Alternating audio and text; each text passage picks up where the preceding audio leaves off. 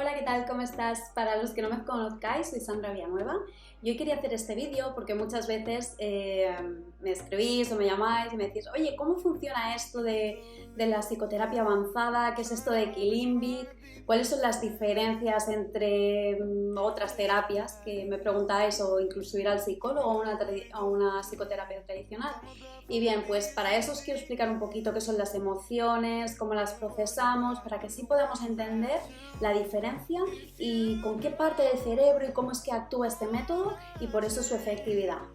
Quédate y lo vemos.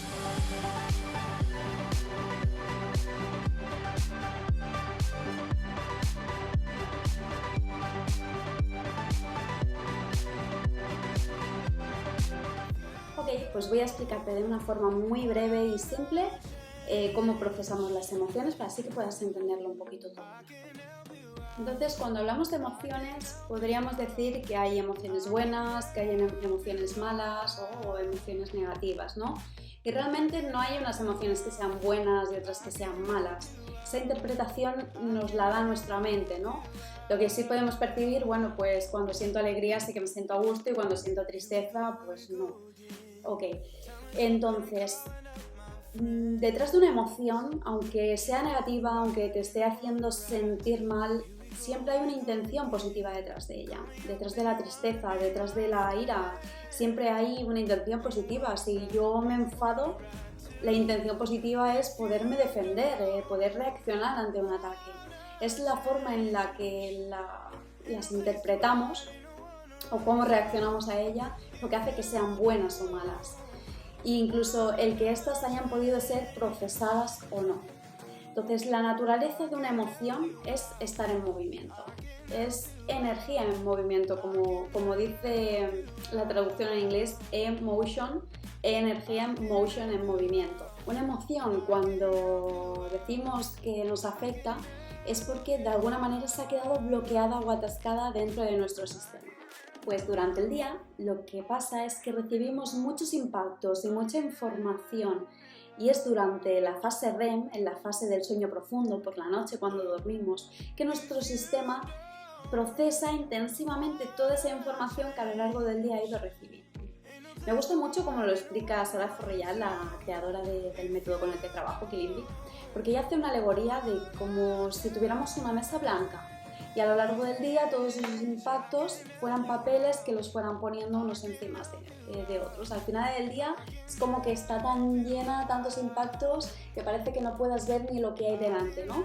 Y entonces durante esa fase REM, durante la fase del sueño profundo, nuestro cerebro estaría guardando y archivando cada papel en su lugar.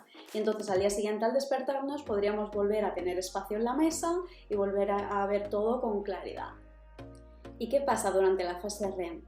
Mira, en inglés, REM son las siglas de Rapid Eye Movement, movimientos oculares rápidos. Durante la fase REM, nosotros movemos los ojos rápidamente de lado a lado y entonces de forma coordinada y alternada nuestros dos hemisferios cerebrales, derecho y izquierdo, van liberando lógica y emoción.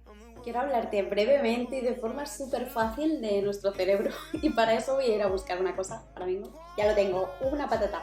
Vamos a echar la imaginación y vamos a pensar que esto es nuestro cerebro.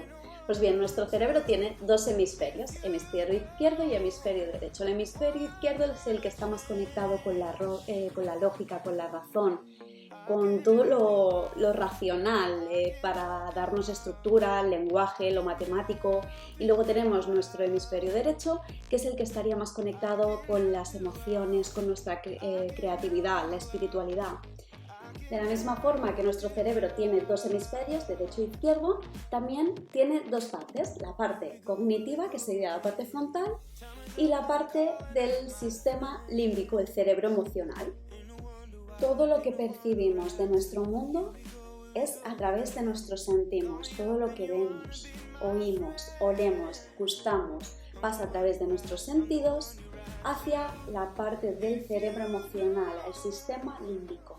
Y es allí donde se va a decidir si este estímulo, esto que hemos sentido y percibido del mundo exterior, de la realidad, tiene consecuencias neutras o estresantes para nosotros.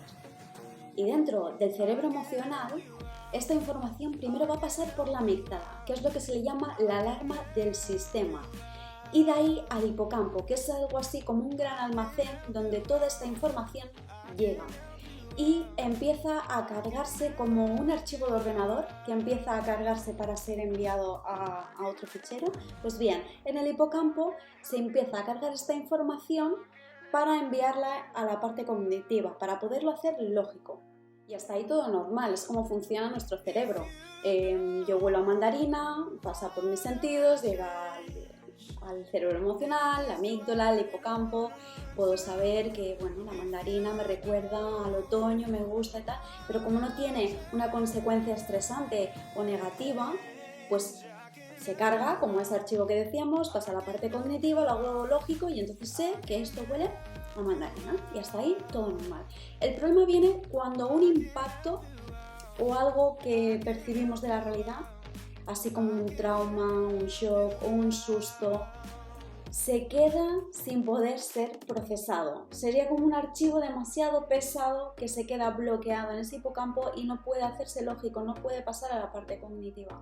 Así que un estímulo sensorial no procesado puede permanecer en tu cerebro sin que tú te des cuenta durante años y sin saber que esto te está afectando. Pero cada vez que tu cerebro detecta un estímulo sensorial parecido al de aquella experiencia que no fue procesada, vuelve a sentir y a revivir lo mismo que sintió en aquella experiencia. Entonces, ahora que has llegado hasta aquí, que sabes cómo se procesan las emociones y cómo es que se producen estos bloqueos, te hablaré de la principal diferencia entre la psicoterapia tradicional y la que hacemos con el método Kinindi que consulta.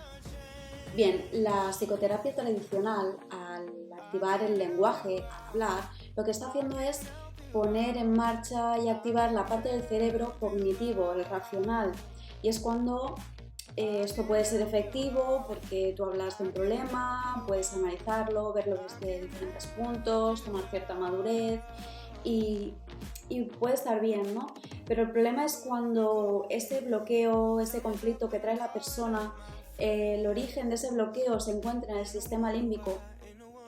La psicoterapia tradicional, al no estar trabajando con esa parte del cerebro donde este bloqueo se encuentra, es cuando un paciente, por ejemplo, después de 2, 3, 4, hasta 6 años de terapia, hablando de sus problemas, te dice sí, es que ya sé de dónde vienen mis problemas, ya sé por qué siento esto, ya sé que debería actuar de tal manera, pero es que cuando estoy en esa situación no puedo evitar sentir lo que siento. Cuando alguien utiliza esta frase, no puedo evitar sentir lo que siento, que ya se sabe la teoría, ¿tal? Aquí lo que está pasando es que su impacto, ese bloqueo se encuentra en el sistema límbico. Y por mucho que siga hablando de ese problema, jamás se va a liberar porque no se está trabajando con la parte del cerebro donde se encuentra ese bloqueo. Mediante el reprocesamiento cerebral conseguimos activar ese estímulo atascado en el hipocampo y ponerlo en movimiento, de manera que puede cargarse y ser procesado. Cuando ocurre esto, lógica y emoción se integran y deja de afectar definitivamente. Podemos usar diferentes estímulos en el reprocesamiento cerebral. Mediante estímulos visuales, auditivos o táctiles alternos, activamos los hemisferios cerebrales simulando una fase REM en estado consciente.